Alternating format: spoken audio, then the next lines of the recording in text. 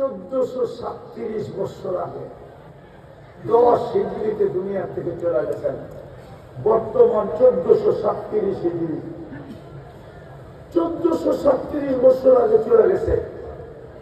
যুবক যদি বলে আমি আজকে সোনার পরে নিজেকে সোনা বানাইতে চাই, কিন্তু আল্লাহটা তো বলেই দিলাম, চোখে দেখা যায় না, ধ্যানধারণায় আনা যায় না, বর্ণনা দিয়ে শেষ করা যায় না। তাইলে এটাও শুনে দিলাম আল্লাহ রসুলের গোলাম হন, বলে আমি ওই জিনিস পাবো তো পাবো কই, ওই দোকান পাবো কই, যে দোকানে গেলে আল্লাহ রসুলের জিনিস পাওয়া যাবে, যেটা আমার জীবনে আনলে আমি গোলামে রূপান্তরিত হব। রসুলও তো চলে গেল 1437 বছর আগে। তা আল্লাহ বলে উলুল আমরি মিনকুম, কিছু লোক আমি প্রত্যেক জমানায় রাখবো, যাদের কাছে রসুলের আদর্শ থাকবে, হাকিকত থাকবে। কিছু লোক আমি প্রত্যেক জমানায় রাখবো। ময়মনসিংহের মানুষ, চরখলিশার মানুষ, প্রত্যেক যুগে আমরা কিছু লোক রাখবে, যাদের সঙ্গ দিলে, যাদের কথা মানলে, যাদের সাথে চললে, যাদের সাথে উঠা বসা করলে, যাদের অনুসরণ অনুকরণ করলে কিয়ামতের সকাল পর্যন্ত ওই লোক থাকবে। উলিল আমরি মিনকুম, ওই লোকদের ভিতরে একজন আল্লাহ। আল্লাহ হায়াতের ভিতরে আরো বরকত দান করেন, বলেন আমিন। আমরা মুরব্বী শূন্য হয়ে যেতেছি। হাদিসও এটা ইঙ্গিত দিছে, একদিন আসলে মুরব্বী থাকবে না, মুরব্বী থাকবে না। যারা নিজেদেরকে মুরব্বী বলবে ওরা মুরব্বীও হবে না, মানুষ ওদের পিছে চলবে, না থাকার কারণে চলবে, কিন্তু উম্মত গন্তব্যে পৌঁছবে না।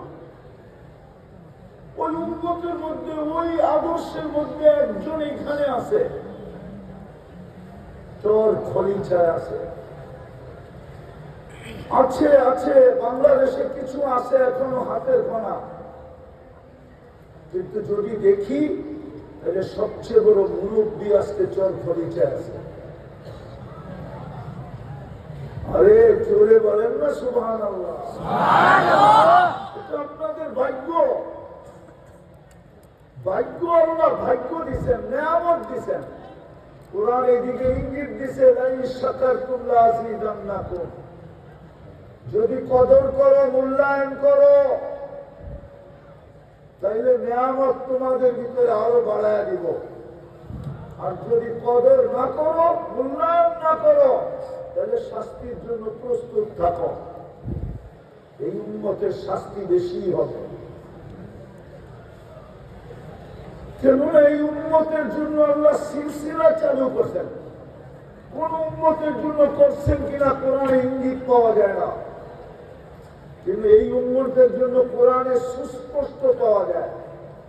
আওরাসনাল কিতাব আল্লাযীনা ইসতাফাইনা মিন ইবাদিনা, আলিফ লাম রা, কিতাবুন আনজালনা ইলাইকা লিতুখরিজান নাসা মিনাজ যুলুমাতি ওয়ান নূর। এই হাদিস, এই আয়াতের ভিতরে ইঙ্গিত আছে, কেননা এই আয়াতে প্রশ্ন আছে। প্রশ্ন, আল্লাহ আমাদের নবীজিকে আপনি কিয়ামতের সকাল পর্যন্ত জমানা দিলেন, সারা দুনিয়া পরিধি দিলেন, বয়স দিলেন 63 বছর, 2-4 হাজার বছর দিলেন। আল্লাহ বলে বেওকুফ, যদি বন্ধুকে 2-4 হাজার বছর বয়স দিতাম, তাহলে তুই এই চেয়ারে বসতি তো বসতি করতিকা, নায়েবে রসুল লেখতি তো লেখতি করতিকা। এই জন্যই তো বন্ধুকে 63 বছর বয়স দিছি, আর তোকে নায়েবে রসুল বানায়া এই চেয়ারে বসায় দিছি।